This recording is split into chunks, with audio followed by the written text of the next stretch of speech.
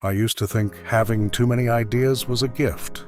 Like, if my mind was constantly full of plans, visions, and possibilities, it meant I was ambitious, creative, maybe even ahead of everyone else. But honestly, it was destroying my ability to actually build anything.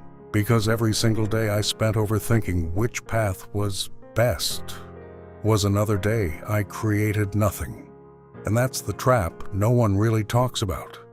Infinite potential sounds exciting, but in real life, it can become a graveyard of unfinished dreams. So many ideas, so many plans, so many versions of who I could become, that I stayed stuck. Not because I lacked talent, not because I was lazy, but because I was addicted to possibility instead of progress. I kept waiting for the perfect niche, the perfect project, the perfect strategy. And while I was busy planning masterpieces, people with simpler ideas were actually building lives. That realization changed me, because I finally understood. Finishing one imperfect project will always teach you more than endlessly planning 10 perfect ones. Action creates clarity, not overthinking. The first real breakthrough in my life happened when I stopped asking, what's the best possible thing I could do? And started asking, what can I actually finish?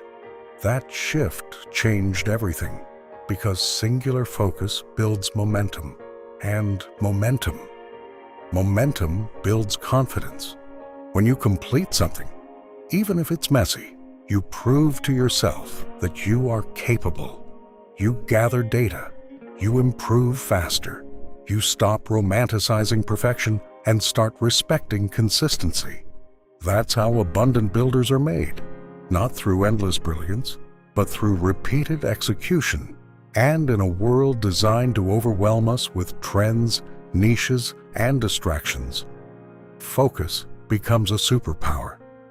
Now, whenever I feel myself spiraling into too many options, I remind myself, I do not need to chase every spark.